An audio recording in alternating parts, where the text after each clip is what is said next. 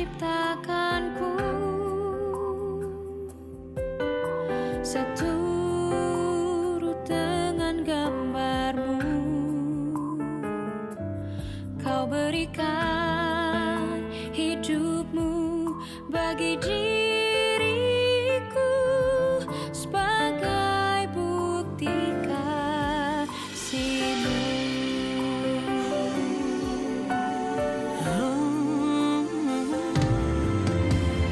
Kau Tuhan ciptakanku, seturut dengan gambar-Mu. Kau berikan hidupmu bagi diriku sebagai bukti kasih-Mu.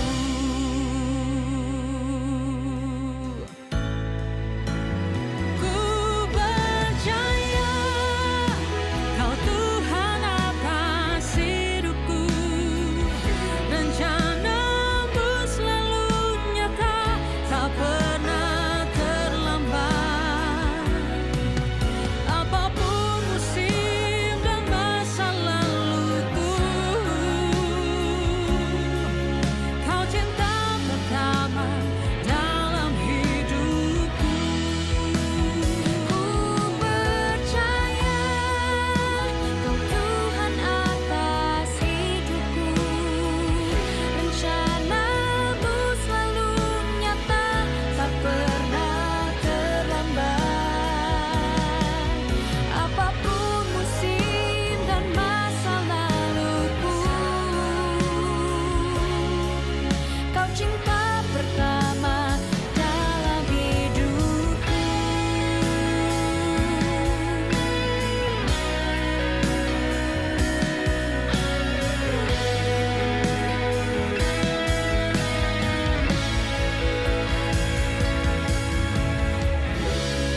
If I walk through the valley, You're with me, You're with me. If I'm about to fall, You're with me, You're with me. If I walk through the valley, You're with me, You're with me.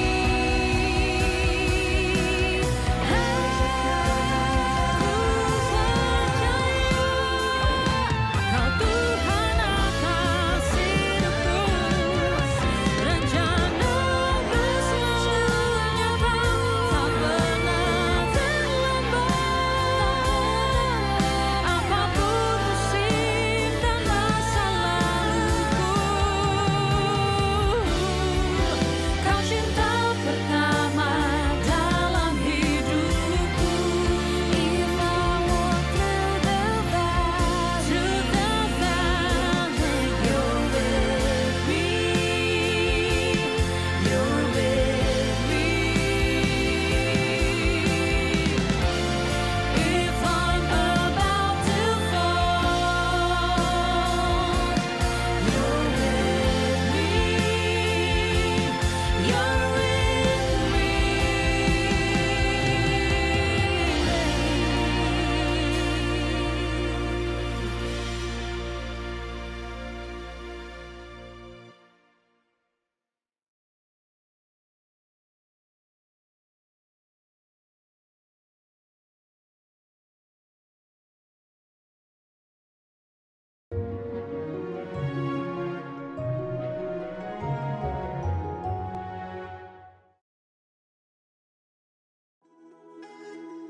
Shalom Shalom, welcome to IRC Sawangan.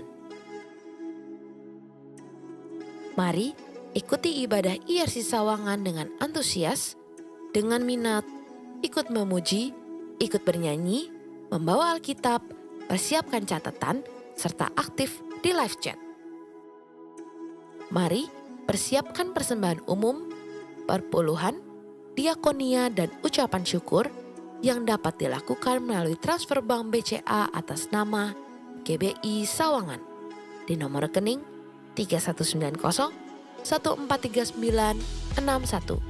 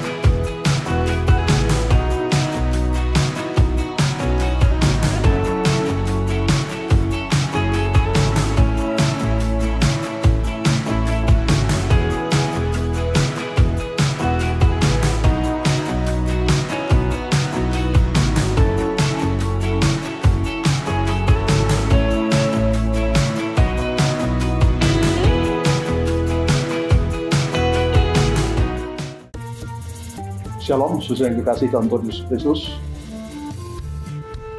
Pada tanggal 6 September jam 6 sore, kita akan mulai merayakan perayaan Hari Raya Pondok Daun. Hari Raya Pondok Daun terdiri dari 3 perayaan, yaitu Rosh Hashanah, Yom Kippur, dan Pondok Daun itu sendiri. Saudara, mengapa saya katakan sangat penting? Karena Tuhan memberi perintah pada bangsa Israel untuk merayakan 3 hari raya utama, yaitu Paskah, Pentakosta, dan Pondok Daun. Paskah dan Pentakosta sudah digenapi dalam Perjanjian Baru. Satu-satunya perayaan yang belum digenapi adalah Pondok Daun. Mengapa belum digenapi? Saya percaya karena Pondok Daun ini bicara tentang kedatangan Tuhan Yesus yang kedua kalinya.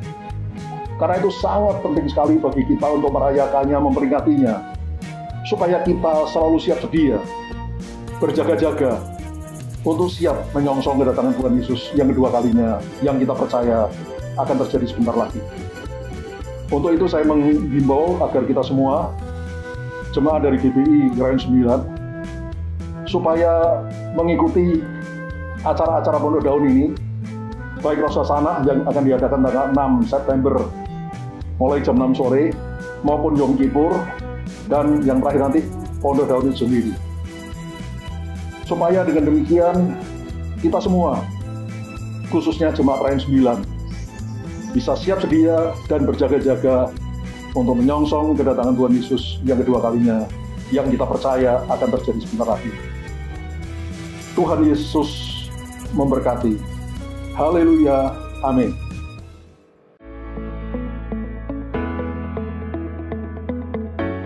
Puji Tuhan, sehubungan rencana dibukanya kembali Taman Doa Rumah Pengorbanan pada bulan September 2021, maka ada beberapa hal yang perlu diperhatikan sesuai dengan peraturan protokol kesehatan yang dikeluarkan oleh pemerintah Kota Depok khususnya. Adapun peraturan-peraturan untuk Taman Doa Rumah Pengorbanan sebagai berikut. Pertama, semua pengunjung wajib melakukan protokol kesehatan 5M dan sudah divaksin. Kedua, Goa Doa dibuka dari pukul 6 hingga 19 waktu Indonesia Barat. Ketiga, Taman Doa dibuka dari pukul 8 hingga 16 waktu Indonesia Barat. Keempat, Menara Doa dibuka pukul 9 hingga 19 waktu Indonesia Barat dan kapel untuk sementara masih ditutup. Yang kelima, kamar doa yang akan menginap untuk operasionalnya wajib reservasi minimal 4 hari sebelumnya dan wajib konfirmasi 1 hari sebelumnya. Wajib mengikuti tes swab antigen di TDRP dan biaya ditanggung pengunjung. Hasil tes menentukan pengunjung bisa menginap atau tidak. Untuk sementara, kamar doa yang disediakan hanya 10 kamar. Demikianlah pengumuman untuk menjadi perhatian tamu yang akan berkunjung ke Taman Doa Rumah Pengorbanan. Perubahan selanjutnya akan diumumkan di kemudian hari. Terima kasih dan Tuhan Yesus memberkati.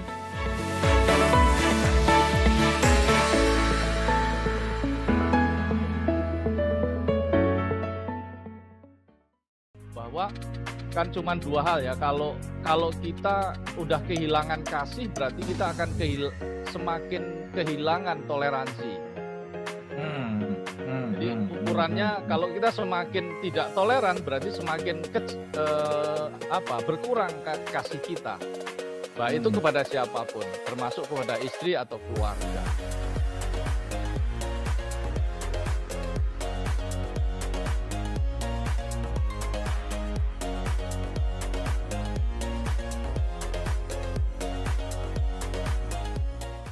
Jangan lupa untuk terus follow Instagram @IRC_Sawangan dan like fanpage Facebook kita di IRC Sawangan. Untuk informasi lebih lanjut dan pelayanan IRC lainnya, seperti kegiatan KUL, pendaftaran penyerahan anak, pendaftaran baptisan air, pendaftaran pelayanan pernikahan, dan KKJ, dapat scan barcode yang ada di layar Anda. Demikian pengumuman minggu ini. Tuhan Yesus memberkati.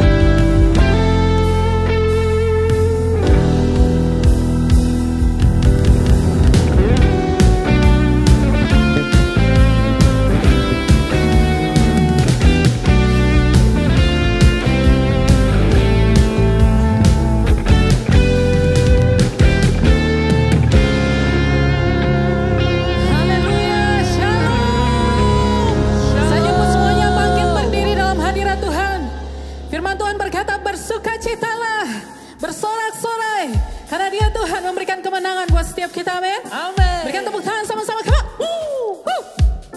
Haleluya.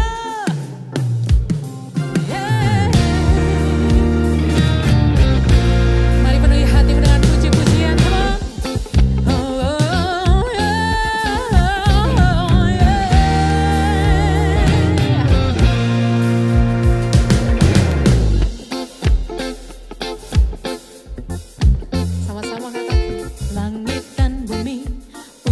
Tuhan, sebab Dia ciptakan semuanya,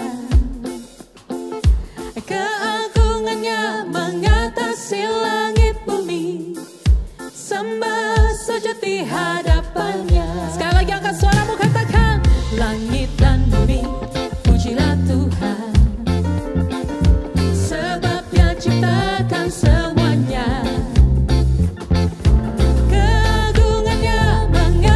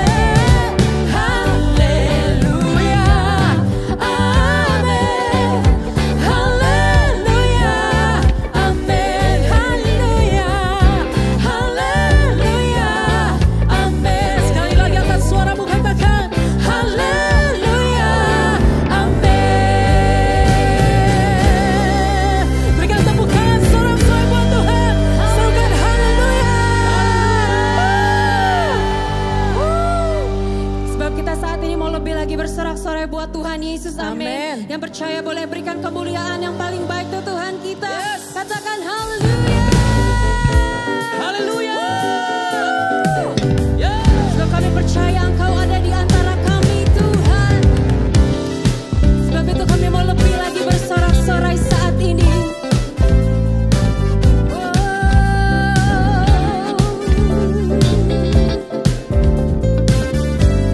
Mari sama-sama katakan, saudaraku. Tuhan Allahmu ada di antaramu, sebagai pahlawan yang memberi kemenangan. Dalam kasih-Nya kita dibaharui, Allah bergerak dengan penuh sukacita. Mari sekali lagi katakan, Tuhan Allahmu ada di antaramu, sebagai pahlawan yang memberi kemenangan. Dalam kasih-Nya kita dibaharui, Allah bergerak dengan penuh sukacita. Tuhan Allah bersorak-sorai, karena kita Dia bersorak, mencari perayaan dan sukacita, sebab Tuhan Allah di tengah kita. Yang percaya boleh sama-sama katakan, Tuhan Allahmu ada di antaramu, sebagai pahlawan yang memberi kemenangan. Dalam kasih-Nya kita dibaharui, Allah bergerak dengan penuh sukacita. Sambil angkat tanganmu katakan, Tuhan Allah bersorak-sorai, karena kita Dia bersorak, mencari perayaan dan sukacita, sebab Tuhan Allah di tengah kita. Tuhan Allah bersorak-sorai, karena kita Dia bersorak, mencari perayaan dan sukacita, sebab Tuhan Allah di tengah kita. Boleh berikan kemuliaan untuk Tuhan Yesus.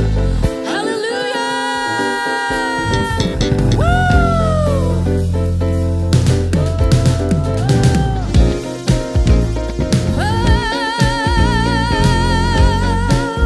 Mari sama-sama katakan, Tuhan Allahmu ada di antaramu, sebagai pahlawan yang memberi kemenangan. Dalam kasih-Nya kita dibaharui, Allah bergerak dengan penuh sukacita. Tuhan Allah bersorak-sorai, karena kita Dia bersorak, mencari perayaan dan sukacita, sebab Tuhan Allah di tengah kita. Tuhan Allah bersorak-sorai, karena kita Dia bersorak, mencari perayaan dan sukacita, sebab Tuhan Allah di tengah kita. Tuhan Allah bersorak-sorai, karena kita Dia bersorak, mencari perayaan dan sukacita, sebab Tuhan Allah di tengah kita. Sebab Tuhan Allah di tengah kita. Sebab Tuhan Allah di tengah kita. Berikan kemuliaan untuk Tuhan kita. Haleluya. Haleluya, haleluya. Puji nama Tuhan. Mari kita terus dalam hadirat Tuhan, Bapak Ibu Saudara. Ora labaya syakana maya ralabaya syan. Kalau kami boleh ada saat ini Tuhan Yesus, itu semua karena kasih karunia-Mu Bapa. Kami mengucap syukur Tuhan atas penyertaan-Mu yang sempurna buat setiap kami Tuhan Yesus. Dan saat ini Tuhan Yesus, kami ingin bersepakat bersama-sama Tuhan. Kami mau angkat tangan kami untuk gembala pembina kami Tuhan Yesus, Bapak Niko beserta dengan keempat wakilnya Tuhan. Kami percaya Tuhan, penyertaan Tuhan sempurna untuk Pak Niko Tuhan Yesus, kesehatan, visi misi yang baru terus Tuhan berikan kepada Pak Niko Tuhan. Kami juga ingin berdoa untuk Pak Yongki Tuhan Yesus sebagai Gembala Rayon 9 Tuhan. Kami percaya kesehatan yang sempurna, penyertaan Tuhan juga sempurna atas Pak Yongki dan kedua wakilnya di Rayon 9 Tuhan. Dan Gembala kami Tuhan yang kami kasihi di IRC Sawangan Tuhan, Bapak Riza Solihin Tuhan Yesus. Kami percaya Tuhan, penyertaan Tuhan juga sempurna atas Gembala kami Tuhan. Tuhan berkati setiap tim pengembalaan yang ada di IRC Sawangan Tuhan. Kami percaya Tuhan lewat IRC Sawangan Tuhan Yesus akan banyak jiwa-jiwa yang dimenangkan Tuhan Yesus. Terima kasih Tuhan atas kepercayaan yang Tuhan telah berikan kepada IRC Sawangan Tuhan. Dan saat ini juga Tuhan Yesus kami ingin berdoa untuk bangsa yang kami kasihi Tuhan. Bangsa yang kami cintai Tuhan Yesus. Bangsa Indonesia, kami percaya Tuhan, bangsa Indonesia akan menjadi bangsa yang besar Tuhan. Bangsa yang maju Tuhan Yesus. Karena kami percaya penyertaan Tuhan juga sempurna atas bangsa Indonesia. Kau berkati para pemimpin bangsa ini Tuhan. Biar memimpin bangsa ini dengan baik dan benar Tuhan Yesus. Terima kasih Tuhan. Dan saat ini Tuhan Yesus, kami semua ingin menyembah-Mu Tuhan. Biar Engkau disenangkan Tuhan lewat penyembahan kami pada hari ini. Terima kasih Tuhan Yesus. Haleluya, haleluya. Ora labaya syekh. Thank you Lord. Haleluya.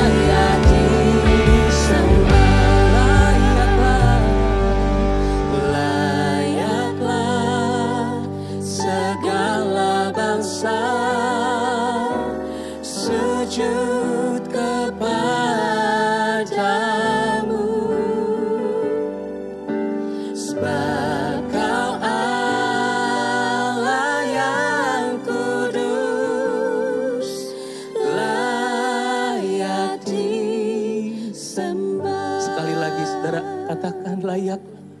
Layaklah segala bangsa sujud kepadamu. Yes, Lord. Sebab Kau Allah yang kudus,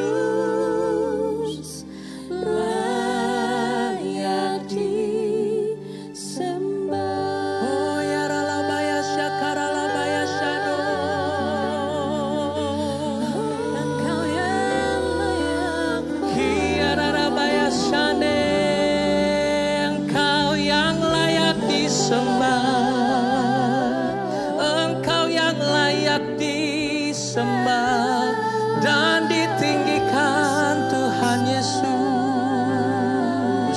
Kiarabakana maya syado.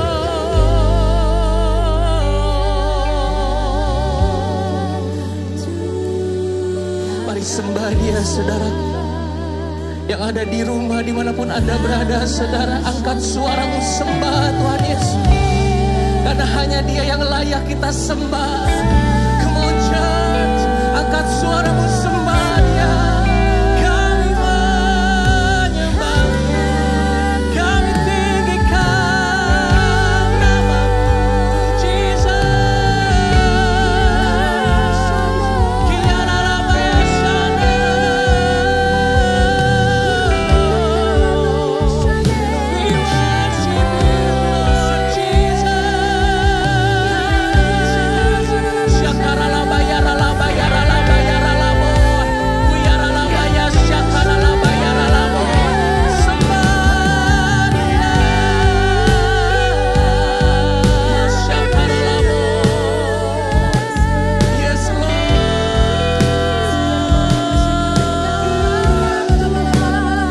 Haleluya. Haleluya. Jesus.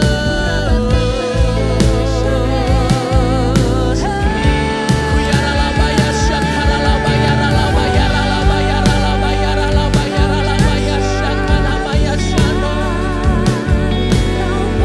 Thank you Lord, thank you Lord, thank you Lord, thank you Lord. Terima kasih Tuhan Yesus. Terima kasih Tuhan Yesus. Haleluya.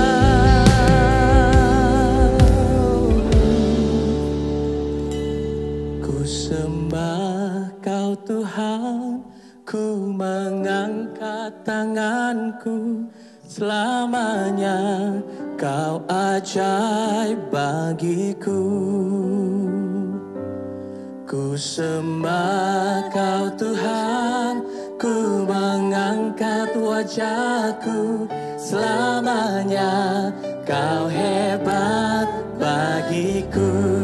Ku sembah Kau Tuhan, ku sembah Kau Tuhan, ku mengangkat tanganku. Selamanya Kau ajaib bagiku. Ku sembah Kau Tuhan, ku mengangkat wajahku. Selamanya Kau hebat bagiku. Come on, sing it.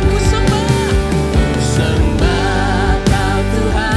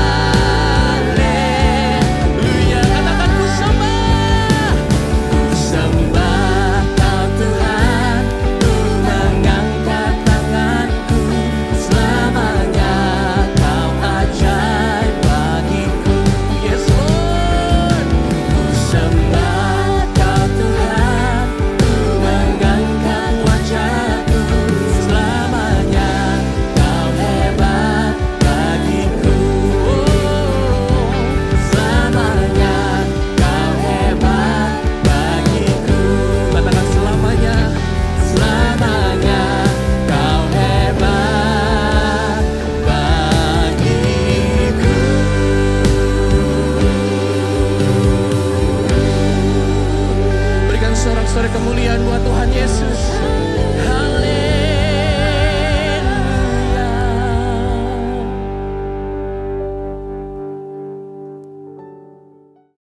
Puji nama Tuhan. IRC Sawangan yang sangat saya kasihi, yang sangat saya banggakan. Sekian belas bulan kita melewati pandemi ini. Dan saya tahu secara keluarga besar kita berkomitmen, kita setia. Dan hari ini kembali kita beribadah di awal bulan September. Persiapkan perjamuan kudus mandiri, sama-sama bergairah untuk kita bisa lewati hari-hari yang tidak mudah. Tetapi menurut saya mukjizat masih ada. Mukjizat masih ada. Semua orang memperkirakan dunia akan resesi. Bahkan ya benar, di pertengahan daripada 2020 Indonesia sudah masuk dalam masa resesi. Dan ternyata beberapa minggu yang lalu kuartal pertama dari 2021 Indonesia mengalami pertumbuhan ekonomi 7,7% di luar resesi. Padahal saat itu sedang di awal PPKM. Bukankah ini mukjizat? Bukankah Tuhan tetap ada? Bukankah doa kita dijawab Tuhan? Terus bersemangat untuk berdoa, bersemangat berkata, gunung diam, beranjaklah dan tercampaklah. Sesuatu pasti terjadi. Karena Tuhan kita di atas ruang dan waktu. Hari ini saya akan membahas tema, yaitu adalah hidup tapi mati. Ya, sebagaimana apa yang Yesus katakan kepada para muridnya ketika dia sedang dalam perjalanan dari Betania menuju Yerusalem.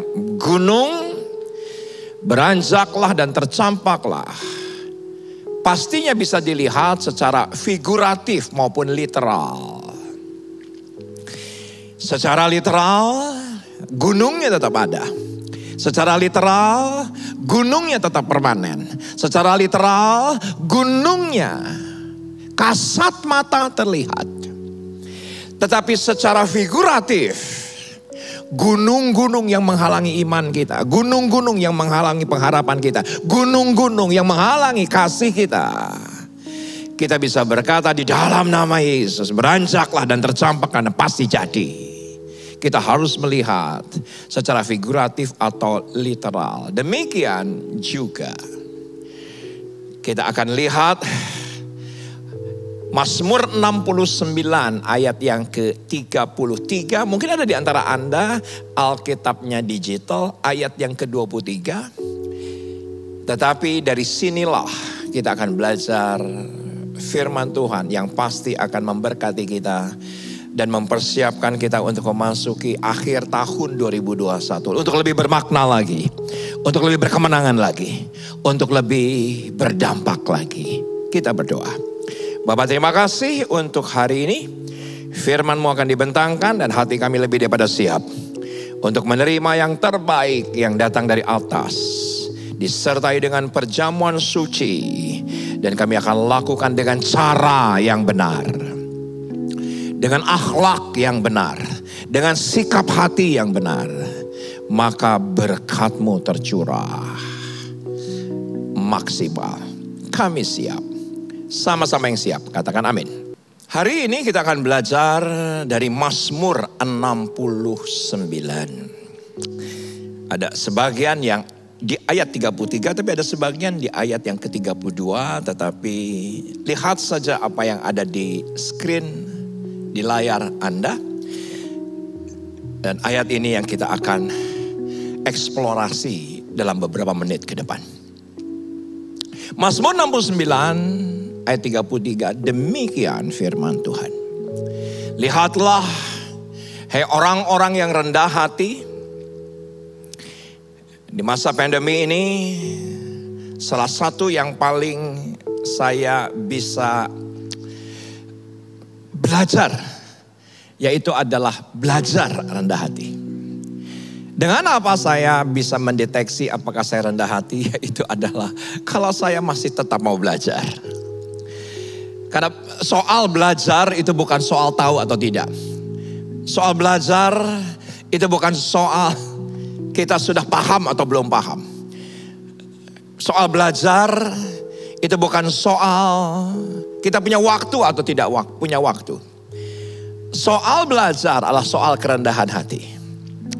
Dan setiap minggunya saya diisi terus selama ada di rumah, selama PPKM, dengan pelajaran yang satu dengan pelajaran yang lain. Dibutuhkan kerendahan hati.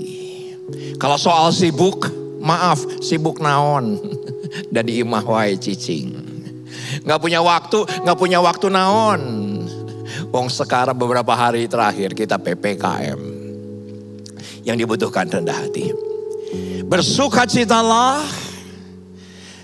di mana kita harus tetap melihat di tengah-tengah yang negatif tetap ada yang positif. Kenapa tadi saya mengatakan kepada Anda Indonesia dahsyat? Tadi mengapa saya berkata kepada Anda, bagaimanapun juga Tuhan masih tetap bekerja atas Indonesia. Jangan jadi seseorang yang datang ke sebuah tempat semuanya indah, tapi tetap ada yang dikritik. Tetap, wah ini ada kurang nih. Kok tempatnya seperti ini? Kok yang di sebelah sini gambarnya kok gak seperti ini? Ada aja yang dikritik. Tapi kita harus menjadi orang yang bersukacita, bersyukur. Dan yang ketiga adalah kamu yang mencari Allah. Di mana kita punya waktu di hari terakhir untuk terus mencari Tuhan. Mungkin ada di antara Anda sebelum pandemi, Pak saya gak ada waktu Pak. Setelah di pandemi, ada di rumah, tetap aja gak punya waktu. Karena sibuknya dengan Netflix, sibuknya dengan sosial media. Saudaraku, ini adalah keputusan hati untuk kita mencari Allah. Tetapi renungan saya bukan di 3 hal yang barusan saya coba jabarkan sedikit. Tetapi pembahasan kita yaitu ada di biarlah hatimu hidup kembali. Dan saya berikan judul tema khotbahnya yaitu adalah hidup tapi mati. Satu judul yang aneh. Kalau mati tapi hidup, ya kita mengerti. Dalam Kristus rohani kita mati, dibangkitkan oleh karena kuasa penebusan. Tetapi ternyata manusia yang hidup bisa mati. Dan saya minta maaf, ini bukan figuratif, ini literal. Mungkin ada di antara Anda yang berkata, ini pasti kiasan. Oh tidak, ini tidak kiasan. Mungkin Anda berkata, wah ini cuma sebutan atau kiasan atau figuratif. Oh tidak, ini literal. Karena saya pelajari ada 3 hal. Perhatikan. Saya pelajari ada 3 hal. Kenapa orang yang hidup itu bisa mati? Ternyata aktivitasnya normal. Jasmaninya sehat. Tapi hatinya mati. Karena ayatnya berkata, biarlah hatimu hidup kembali. Ternyata hati bisa mati. Ternyata hati bisa berhenti begitu saja. Gak bisa diapa-apain, gak bisa diapa-apain. Kekeh we, ngototnya luar biasa. Salah pun tetap ngotot kekeh. Ternyata hati bisa mati. Maka pemazmur berkata, dan kalau kita lihat perikopnya menggambarkan keadaan hari ini sebetulnya. Perikopnya menggambarkan kondisi hari ini sebetulnya. Kenapa? Karena perikopnya Mazmur 69 adalah doa dalam kesesakan. Kesesakan karena pandemi, kesesakan karena keuangan, kesesakan karena persoalan perkawinan, kesesakan karena persoalan keluarga. Kesesakan akan kebutuhan anak-anak kita, sesaknya luar biasa. Ternyata oleh karena kesesakan hati bisa mati. Karena perikop LAI, doa dalam kesesakan. Dan ternyata kita pelajari hari ini bahwa orang beraktivitas normal, tubuhnya sehat, tapi hatinya bisa mati. Dan saya pelajari ada beberapa hal yang menyebabkan, atau ada beberapa hal yang diakibatkan dari hati yang mati. Yang pertama, saya pelajari. Yang pertama yaitu adalah tidak ada lagi inisiatif. Tidak ada lagi inisiatif. Selalu menunggu, pasif, dan malas. Maaf, jabatan tidak menentukan. Anda sebagai ketua komsel kah? Sebagai koordinator kah? Sebagai diaken kah? Jabatan tidak menentukan. Tetapi ketika seseorang ya punya pelayanan, ya bernafas normal, ya sehat secara jasmani, saturasi normal, penciuman normal, ternyata hati bisa mati ketika tidak ada lagi inisiatif. Ketika apa-apanya nunggu, apa-apa pasif. Anda di kantor punya jabatan, di pelayanan punya jabatan. Anda sepertinya aktif, sepertinya sehat. Tapi ketika kita tidak menjalankan fungsi kita, sebetulnya hati kita mati. Itu pelajaran yang pertama. Nah, pelajaran yang kedua, saya pelajari tidak tersentuh dengan keselamatan orang lain. Tidak tersentuh akan keselamatan orang-orang yang di sekitar kita. Udah lagi gak kesentuh. Gak ada lagi getaran orang-orang yang sedang membutuhkan di luar sana. Tidak ada lagi getaran, kerinduan, doa daripada penderitaan, daripada orang-orang yang di sekitar kita. Tidak ada lagi getaran sedikit pun. Yang ada adalah apa yang dipikirkan mengenai dirinya. Orang dong perhatiin gue, masa gue perhatiin orang, gue lagi susah kok. Ketika kita berpikir hanya untuk diri kita, sesungguhnya hati kita mati. Kita nggak peduli dengan keselamatan orang lain, kita nggak peduli dengan penderitaan orang lain, sehingga tidak ada aliran air yang mengalir dari hidup kita. Yang ada adalah kita terus menuntut apa yang kita mau, apa yang kita inginkan, apa yang kita butuhkan. Itulah kematian hati. Nah, Daud berdoa dalam kesesakan, biarlah hatimu hidup kembali. Karena dari situlah terpancar kehidupan, dari situlah terpancar kejayaan, dari situlah terpancar kesembuhan, karena dari situlah terpancar kemenangan. Karena semua terpancar dari hati yang hidup. Dan yang ketiga saya pelajari, kalau yang pertama tidak ada inisiatif, selalu menunggu, pasif dan malas. Yang kedua tidak tersentuh dengan keselamatan penderitaan orang lain. Dan tidak ada sesuatu yang mengalir dari hati dan hidupnya. Yang ketiga saya pelajari, tidak ada belas kasihan. Semua dikerjakan rutin. Doa ya, yang penting doa. Pelayanan yang penting pelayanan. Ibadah Zoom yang penting ibadah Zoom. Ikuti kegiatan gereja, gue ngerasa apa-apa. Anda bisa cek hati Anda.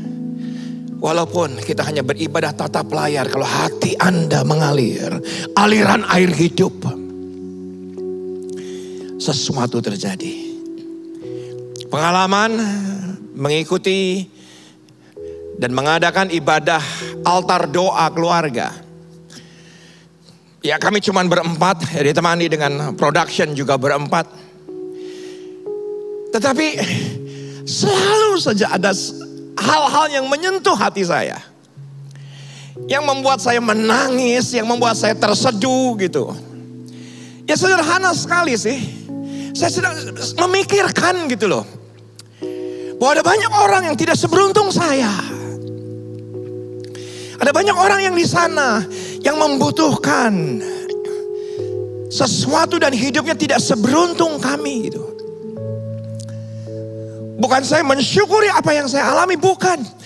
Tetapi lebih daripada segalanya, Tuhan berkati orang-orang yang di luar sana.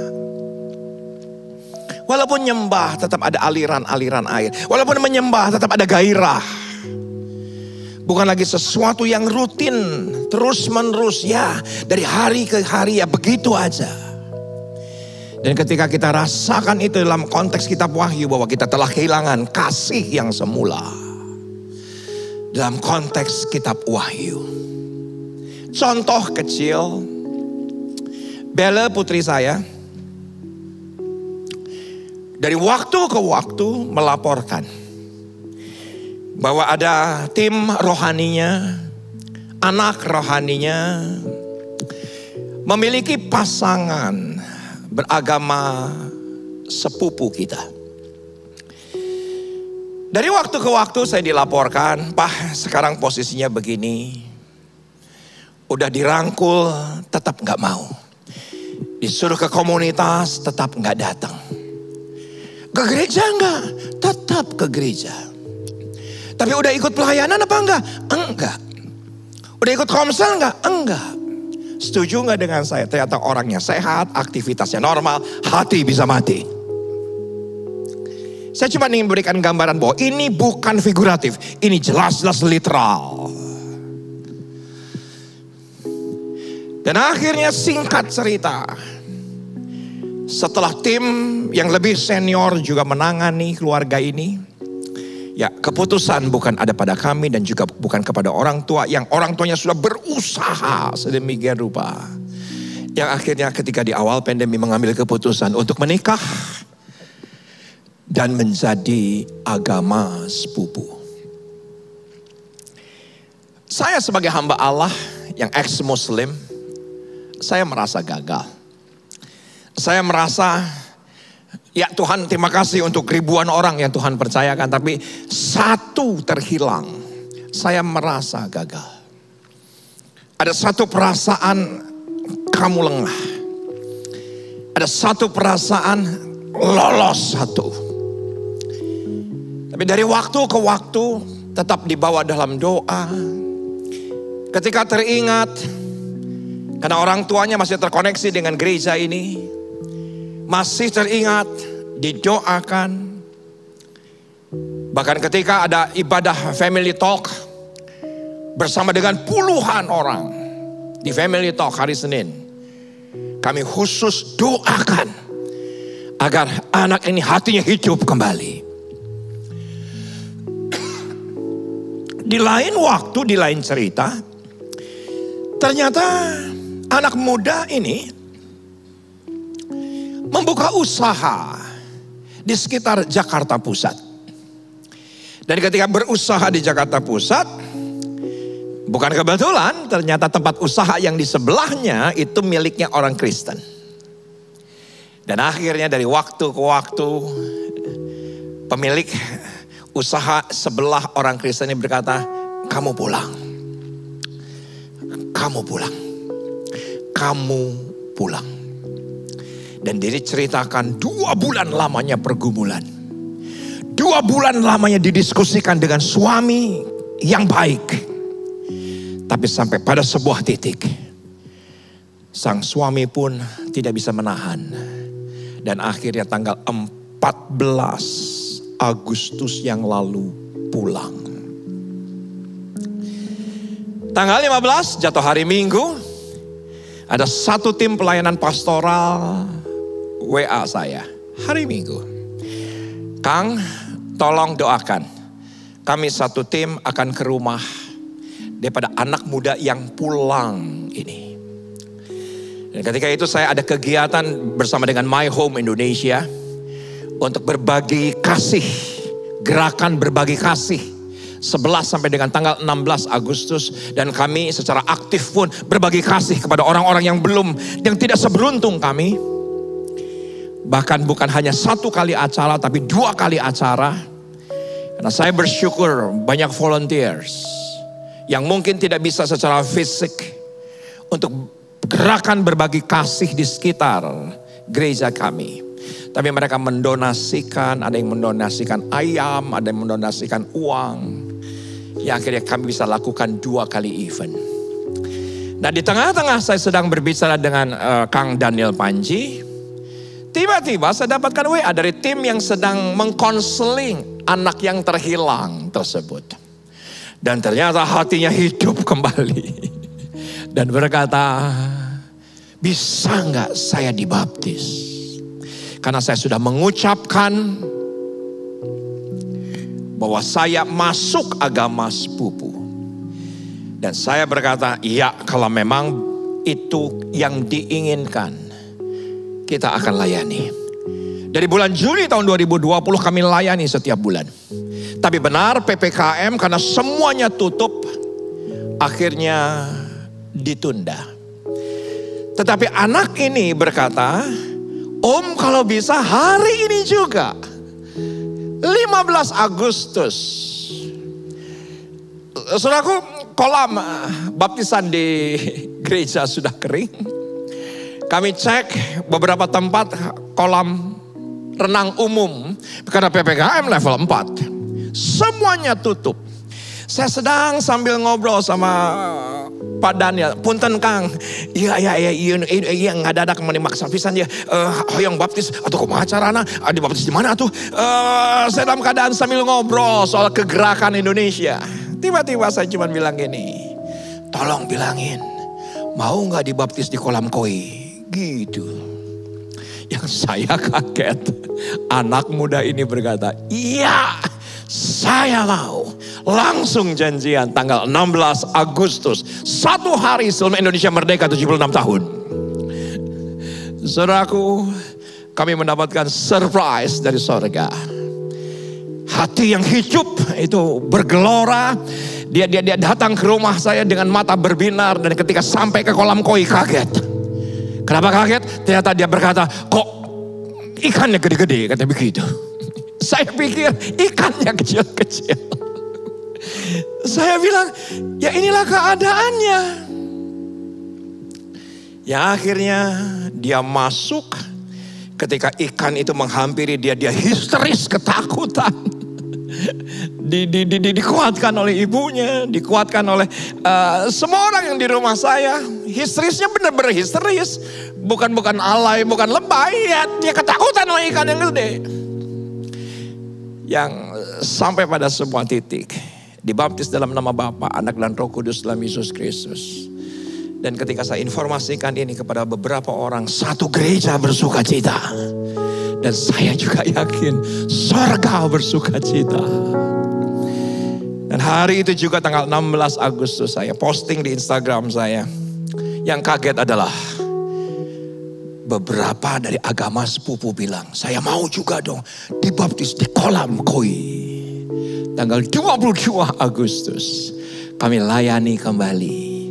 1 jiwa kami persembahkan kepada Tuhan. Dan ketika itu juga langsung direspon oleh beberapa orang dari agama lain. Tanggal 24, 2 jiwa dipersembahkan untuk Yesus. Yang saya ingin katakan, jangan sampai hatimu mati.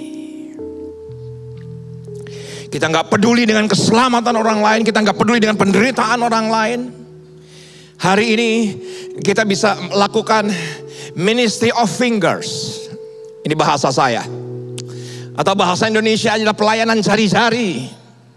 Mungkin Anda berkata, Pak, handphone saya nggak terlalu bagus. Pak, resolusi handphone saya terlalu kecil. Pak, saya nggak terlalu banyak punya kuota. Pak, saya nggak bisa bikin konten kreator. Saudaraku, tetapi ketika Anda terima saja broadcast dari orang lain, Anda broadcast kembali. Kepada semua WA group yang ada di handphone Anda. Kuotanya juga nggak banyak, nggak perlu canggih karena Anda nggak bikin konten. Anda diberkati, Anda bisa like, bisa subscribe, bisa share. Jangan mati hatimu. Saudaraku, saya tidak mengharapkan balasan kalau saya broadcast. Tapi sorry, yang menjawab terima kasih Tuhan Yesus berkati cuma dia doang. Padahal di situ WA grupnya ada 10 orang, cuma 1-2 orang. Saya tidak mengatakan bahwa harus dibalas, tidak. Tapi yuk sama-sama. Hati kita tuh masih hidup apa enggak sih? Sama hal yang kecil. Yang kecil aja kita mati, apalagi yang besar.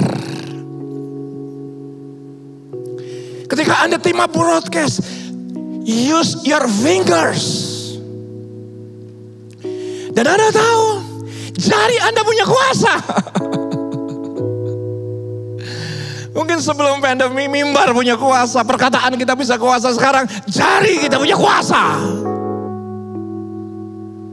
Sudah berkata ini physical distancing, ini social distancing, apapun lah itu. Use your fingers. Jangan hatimu mati, gak peduli sama orang. Wong cuman terima, dibaca enggak, bilang makasih juga enggak. Apalagi cuman di broadcast ulang.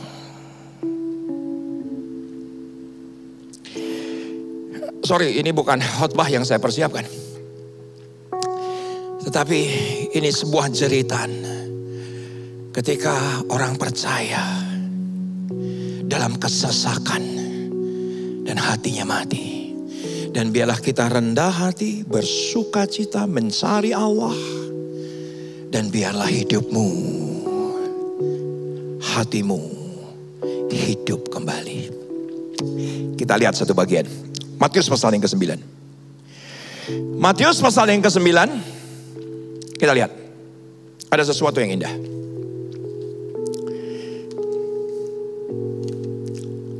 Mungkin Anda berkata, Pak, saya pendiam orangnya, Pak. Makanya saya nggak pernah belas WA. Nggak ada hubungannya ya dengan karakter. Itu malas, itu aja. Nggak ada hubungannya, oh ini karakter saya Pak, saya ini kan introvert Pak. Nggak ada hubungannya. Anda mau berbagi atau tidak, itu yang jadi masalah. Saya berdoa. Kita diubahkan hari ini. Chat sekarang, aku hidup dan hatiku hidup. Yuk sama-sama chat. Yuk sama-sama chat. Aku hidup dan hatiku hidup kembali. Matius pasal yang ke-19. Posisi daripada Yesus ketika itu, Matius 12. Ada di sekitaran daripada Yerusalem pastinya. Karena dia berjumpa dengan orang Farisi. Orang Farisi agak sedikit di daerah Galilea. Mereka berpusat di daerah Yerusalem. Dan ketika mereka ada di rumah ibadat, pastinya itu adalah di Yerusalem. Matius pasal yang ke-12. Ayat yang ke-9. Setelah pergi dari sana, Yesus masuk ke rumah ibadat mereka. Di situ ada seorang yang mati sebelah tangannya. Mereka bertanya kepadanya, bolehkah menyembuhkan orang pada hari Sabat?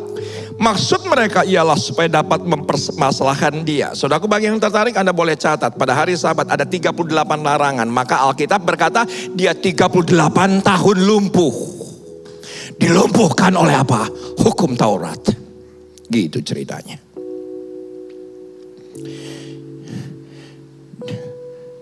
Ketika di hari Sabat, bangsa Israel ada 38 larangan.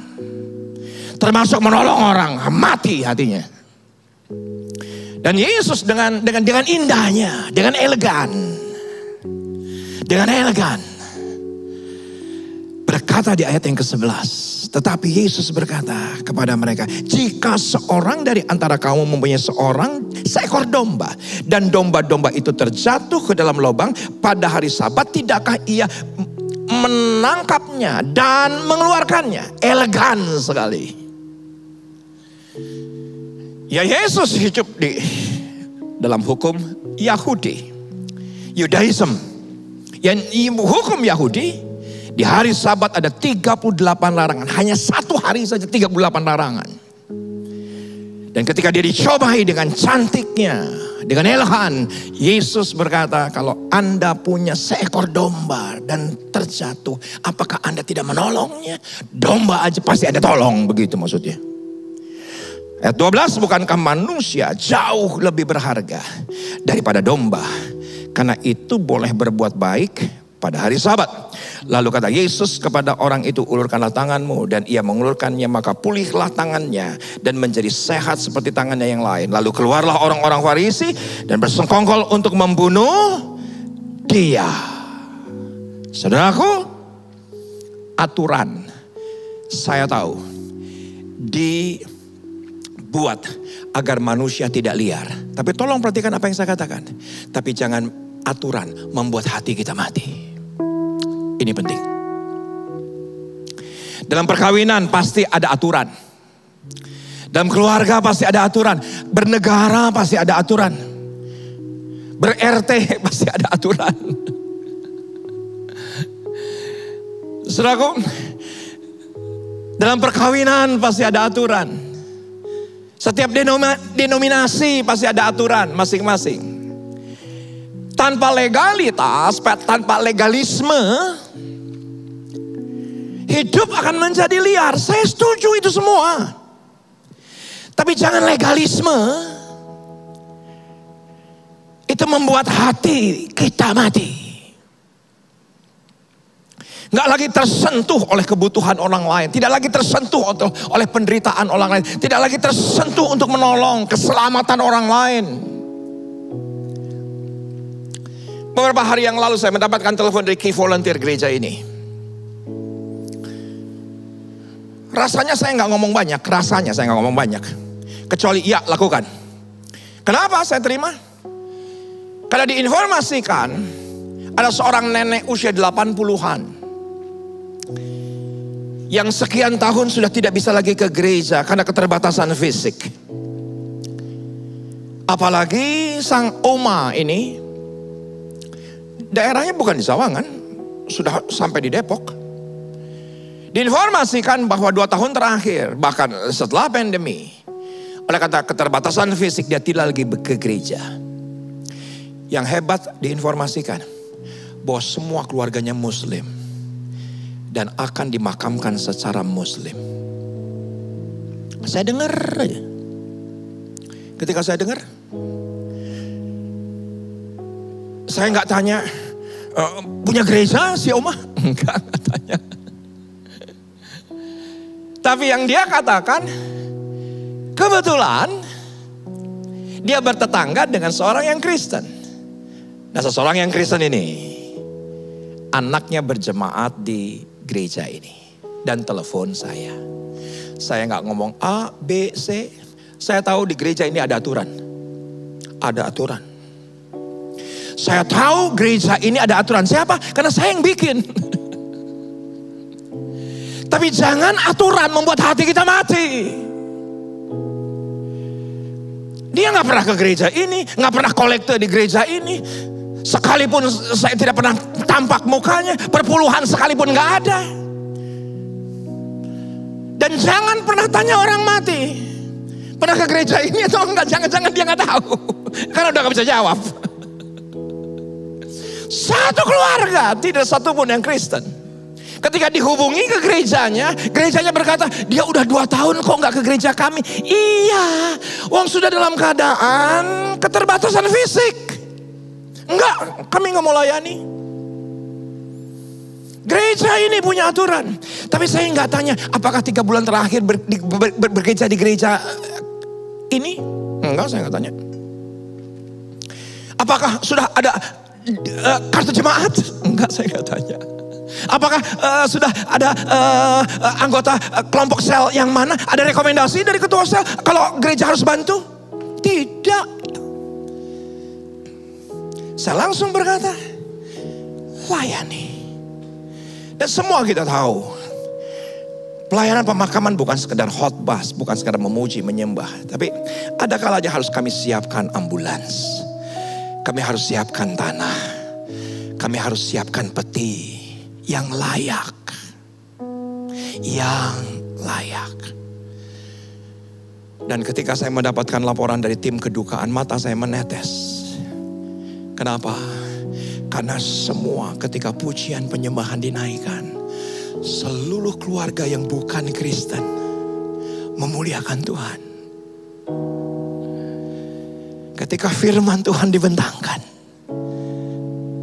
dengan satu kalimat, hamba Tuhan dari tim kedukaan berkata, firman ini harus diberitakan tentunya bukan untuk Oma yang meninggal, tapi untuk yang masih hidup.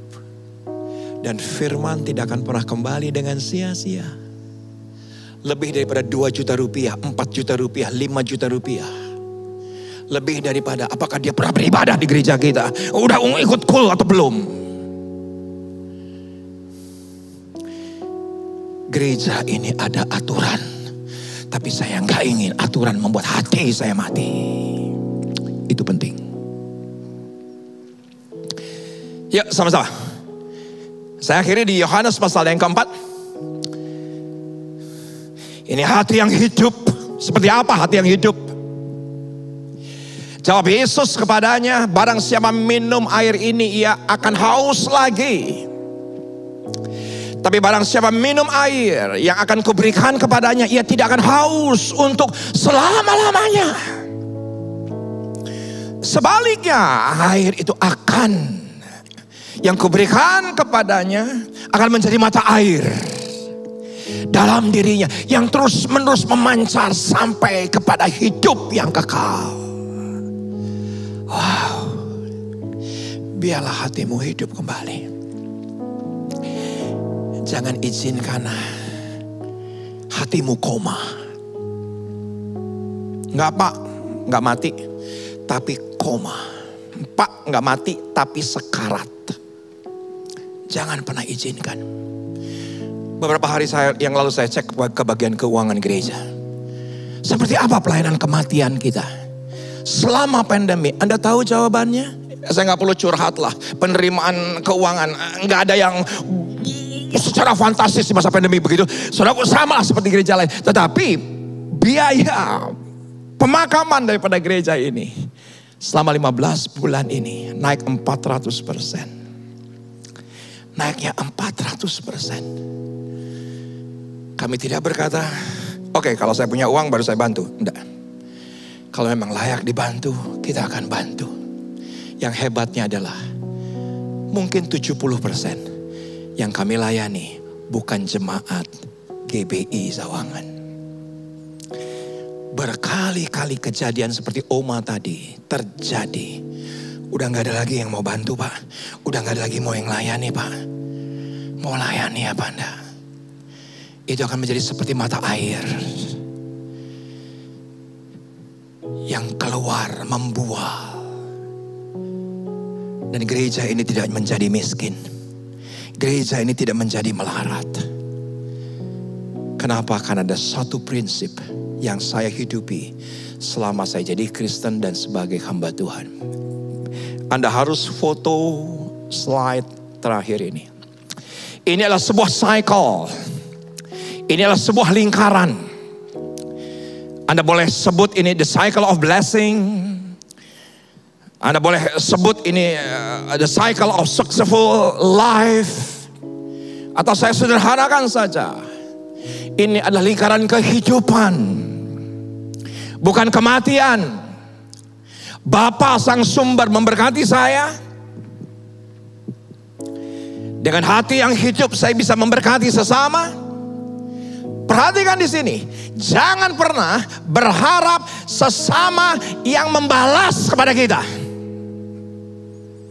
Kalau Anda mendoakan seseorang, pabriknya berhasil, tokonya laku, tanahnya kejual, nabur dong. Mati hatimu. Puluhan tahun saya pelayanan di gereja ini tidak pernah berharap apapun. Harapan saya adalah Apa saja yang bisa saya lakukan? Mereka memuliakan Bapa. Nanti Bapa yang memberkati saya. Saya tidak perlu curiga dengan Bapa. Saya tidak perlu curiga dengan Tuhan. Apakah Tuhan punya cara untuk memberkati saya? Saya tidak perlu curiga. Kan saya sudah pelayanan di gereja ini. Gereja ini emang dapat apa saya dari gereja? Saya bertahun-tahun di gereja ini. Emang gereja kasih apa kepada saya?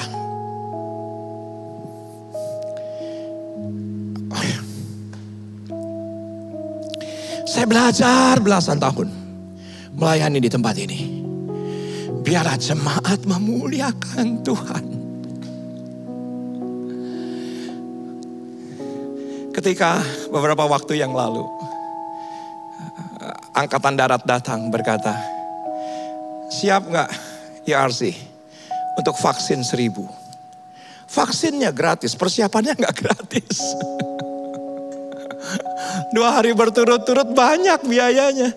Tetapi Anda tahu, ketika ibu-ibu, encim-encim, nenek-nenek sudah dibaptis, dia berkata, terima kasih Pak Riza.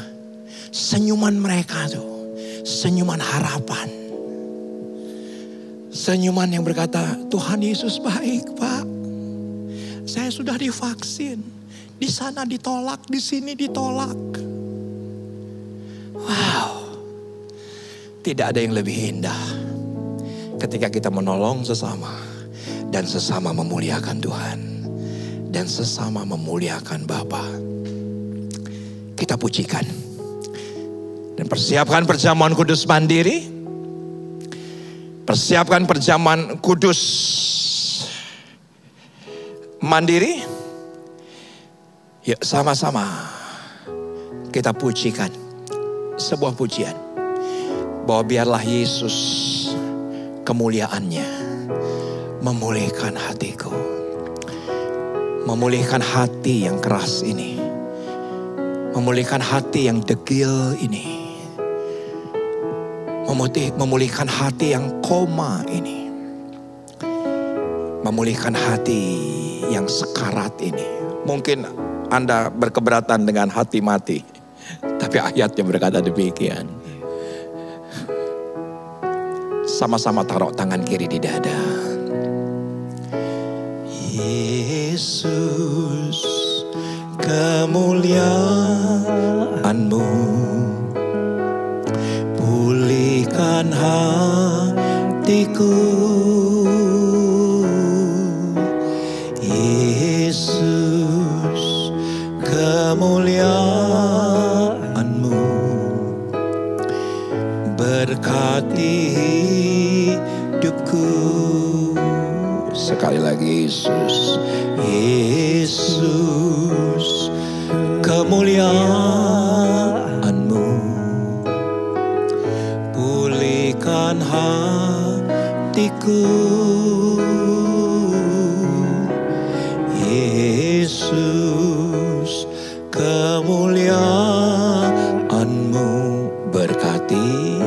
berkati hidupku. Sekarang angkat tangan kanan tinggi.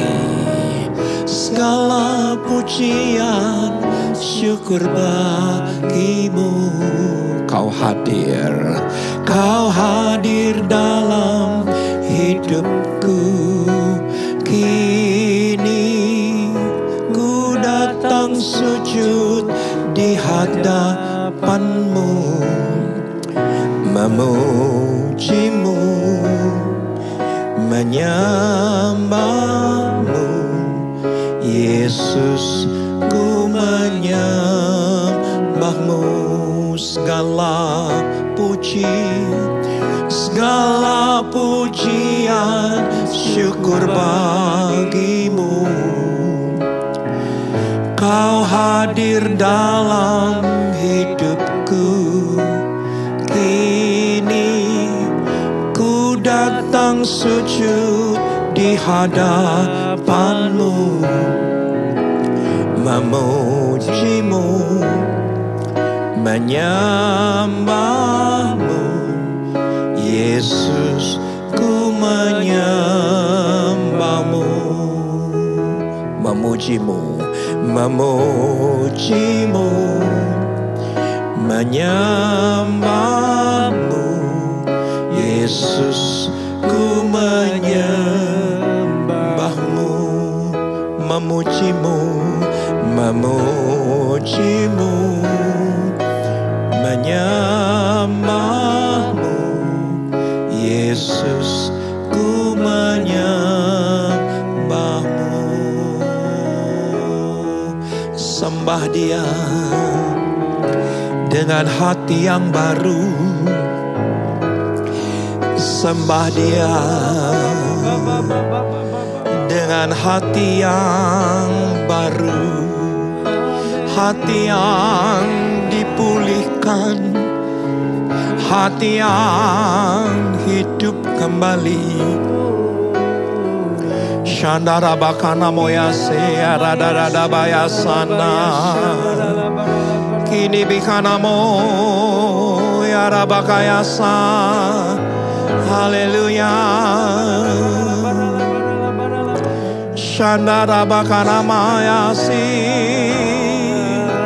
rakana moya sanda, radada kana mayasi kanamo, sharadada baya kanama. Terima kasih.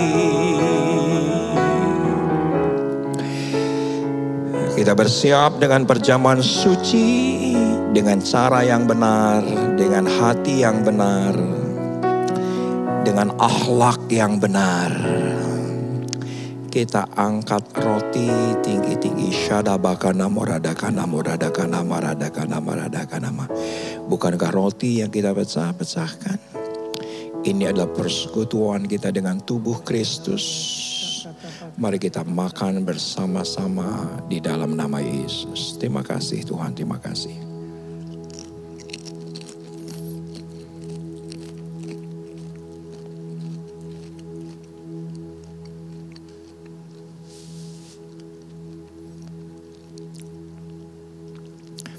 Kita angkat cawan lebih tinggi dibandingkan dengan kepala kita.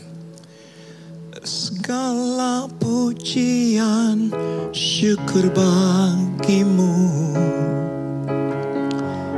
Kau hadir dalam kini. Ku datang sujud di hadapan-Mu, memujimu, menyembahmu. Yesus, ku menyembahmu.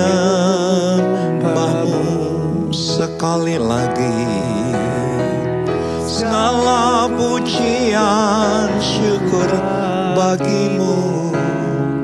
Kau hadir dalam hidupku.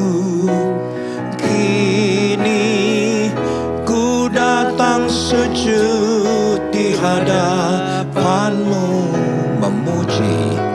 mujimu, menyembahmu. Yesus, ku menyembahmu. Dengan hati menyembah, kami tahu ini adalah representasi daripada darah Yesus. Bukankah cawan ucapan syukur yang kita ucapkan syukur? Inilah persekutuan kita dengan darah Kristus. Mari kita minum bersama dalam nama Yesus. Puji Tuhan, puji Tuhan, puji Tuhan, puji Tuhan. Kita kembali pujikan segala puji. Segala pujian syukur bagimu. Kau hadir dalam hidupku. Kini ku datang sujud di hadapan-Mu, memujimu, menyembahmu. Yesus, ku menyembahmu. Bapa, terima kasih untuk hari yang hebat, untuk renungan yang mengevaluasi sikap hati kami. Yang bukan mengevaluasi yang terlihat, tetapi yang tidak terlihat. Dan ketika yang tidak terlihat hidup kembali, maka keuangan kami pasti hidup kembali. Kesehatan kami pasti hidup kembali. Gairah kami pasti hidup kembali. Hubungan kami dengan Tuhan, dengan pasangan, dengan keluarga pasti hidup kembali. Kami bersyukur dan sebagai tanda kehidupan kami akan menabur. Membawa persepuluhan kami, ucapan syukur kami, diakonia. Kami berikan dengan sukacita karena kami tahu persembahan kami akan dikelola dengan benar. Untuk memperlebar kerajaan-Mu di sekitar kami ini. Kami siap menabur. Sama-sama yang siap. Katakan amin. Silahkan Anda bisa transfer melalui bank transfer account. Juga Anda bisa pakai e-wallet. Anda bisa menggunakan barcode yang difoto dan Anda bisa berikan dengan sukacita. Bukankah hari ini adalah hari yang hebat? Yuk sama-sama terakhir ketik, saya diberkati Tuhan. Saya dipulihkan Tuhan. Saya kembali hidup di dalam Tuhan. Yuk sama-sama sambil bangkit berdiri dengan cara yang benar, dengan cara yang respect. Kita angkat kedua tangan kita, terimalah berkat kasih karunia berlimpah-limpah dari Allah Bapa, Anak dan Roh Kudus dalam Yesus Kristus menyertai kita keluar masuk kita. Mulai hari ini sampai Maranatha bahkan sampai selama-lamanya. Yang percaya diberkati Tuhan dengan suara keras kita katakan amin. Puji Tuhan, jangan sampai kehilangan momentum yaitu acara Family Talk, ada ibadah altar doa keluarga, juga ada DOT yaitu pelayanan teens, dan juga ada significant woman, dan tentunya sepanjang hari Minggu ada ibadah-ibadah yang diurapi. Tuhan Yesus berkati. Shalom saudara terkasih, saya percaya kita semua semangat menjalani tahun yang baru ini. Dalam edisi Voice of Pentecost kali ini saya ingin menjelaskan mengapa Pentakosta ketiga memiliki dimensi yang jauh lebih besar dari peristiwa Azusa Street. Memang ini akan berbicara sedikit sejarah, tapi jangan alergi dulu saudara, karena ini penting sekali. Karena sudah lebih dari 1 abad, maka saksi mata yang menyaksikan langsung betapa dahsyatnya pencurahan Roh Kudus yang terjadi di Azusa Street sudah meninggal. Dan kita hanya dapat mengetahuinya dalam catatan-catatan peristiwa serta bukti sejarah pada waktu itu. Salah satunya yang ditulis dalam buku 100 peristiwa penting dalam sejarah kekristenan. Tercatat bahwa harian Los Angeles Times hari Rabu tanggal 19 April 1906 memberitakan sebuah pertemuan diadakan di sebuah pondok yang hampir rubuh di Azusa Street. Dan para pengikut doktrin-doktrin yang mengerikan ini mempraktekkan upacara-upacara paling fanatik, mengkhotbahkan teori-teori liar, dan memaksakan mereka sendiri dalam keadaan kegembiraan yang tidak waras dengan semangat mereka sendiri. Nah saudara, publisitas negatif semacam ini malah sesungguhnya membantu mengumpulkan massa. William Seymour tiba di Los Angeles di bulan Februari tahun 1906. Dan dia mulai berkhotbah serta membangun pelayanannya di Azusa Street. Penantian akan pencurahan Roh Kudus terjawab. Dan pada bulan April dalam sebuah ibadah, Roh Kudus tercurah. Dan orang mulai berkata-kata dengan bahasa yang baru. Sebenarnya pernah ada beberapa orang berbahasa lidah yang muncul dengan tiba-tiba di negara itu dan di Eropa pada tahun-tahun silam. Tetapi Azusa Street merupakan ledakan terbesar. Gerakan yang diawali oleh William Seymour ini kemudian melanda dunia, melampaui etnis, suku, ras, dan dikenal dengan gerakan atau aliran Pentakosta. Inilah yang kita beri istilah sebagai Pentakosta kedua. Setiap hari Minggu, kita memperkatakan bersama-sama. Pentakosta ketiga adalah pencurahan Roh Kudus yang dahsyat di zaman now, melebihi yang terjadi di Azusa Street. Pernyataan ini bukanlah sekedar pernyataan iman semata, apalagi klaim sepihak dari gembala sidang atau gembala pembina. Pernyataan ini terkait dengan 2 aspek. Yang pertama, aspek historis. Pada tahun 1909, William Seymour pernah tercatat bernubuat dalam 100 tahun yang akan datang akan ada kebangunan rohani lain seperti yang terjadi di Azusa. Dan kemuliaan Shekinah akan kembali. Dan kegerakan Allah tersebut akan lebih besar dan lebih luas dari yang terjadi di Azusa. Tidak hanya terjadi di satu tempat atau kepada beberapa orang saja, melainkan akan menjangkau seluruh dunia.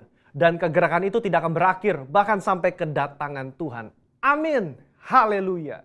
Dengan menyampaikan secara gamblang dan terbuka nubuatan yang beliau terima, menjadi bukti bahwa pernyataan Pentakosta ketiga lebih dahsyat dari yang terjadi di Azusa Street bukanlah klaim sepihak dari pihak kita, melainkan sudah menjadi janji, rencana, dan kehendak Tuhan. Dalam nubuatan tersebut dinyatakan 3 hal yang membuat Pentakosta ketiga lebih dahsyat dari kegerakan Azusa Street, yaitu dari sisi kuantitas, tidak hanya terjadi di satu tempat atau kepada beberapa orang saja, melainkan di banyak tempat dan kepada banyak orang. Sisi jangkauan, bukan hanya kepada satu kota atau satu negara saja, tetapi ke berbagai negara di berbagai benua di bumi ini. Yang ketiga, sisi rentang waktu. Fokusnya bukan hanya terjadi 1 tahun atau 3 tahun, melainkan tidak berhenti sampai Tuhan Yesus datang kembali. Aspek yang kedua, yaitu aspek teologis atau biblikal. Alkitab kita menyebutkan istilah hujan awal atau yoreh, terkait musim menanam, dan hujan akhir, malkos, yang terkait dengan musim menuai, sebagaimana yang kita temukan dalam ayat-ayat berikut ini. Berdasarkan prinsip hujan awal dan hujan akhir, dapat kita pahami bahwa hujan awal pencurahan Roh Kudus mengawali kelahiran gereja, dan hujan akhir pencurahan Roh Kudus mengawali penuaian jiwa terbesar dan terakhir sebelum kedatangan Tuhan Yesus yang kedua kali. Hujan akhir pencurahan Roh Kudus jauh lebih dahsyat daripada hujan awal. Karena penuaian jiwa-jiwa yang terjadi jauh lebih besar. Bradley Truman Knoll dalam bukunya berkata, konsep hujan akhir memberikan struktur kepada kisah kegerakan Pentakosta kita bahwa akan datang pencurahan Roh Kudus yang dahsyat sebelum kedatangan Tuhan Yesus kali yang kedua. Kita sekarang berada di era di mana hujan akhir itu sedang dicurahkan. Tujuan dari hujan akhir ini memiliki 2 sisi, yakni pemberitaan Injil Kerajaan kepada seluruh dunia di mana kita menjadi saksi dan mempersiapkan berkas tuaian untuk siap dituai. Haleluya. Jika kita memperhatikan aspek historis dan aspek teologis di atas, kita memiliki dasar untuk mengatakan bahwa gerakan Pentakosta ketiga terjadi dalam dimensi yang jauh lebih besar dari Azusa Street. Ini merupakan sebuah hak istimewa bagi kita semua yang hidup di generasi ini. Jadi, jangan sampai ketinggalan. Jadilah utusan Pentakosta ketiga, the messenger of the third Pentecost, dimanapun saudara berada. Untuk penjelasan lebih lengkapnya dari tim teologi kami, jangan lupa buka link yang ada di atas atau scan QR Code yang tersedia. Tuhan Yesus memberkati.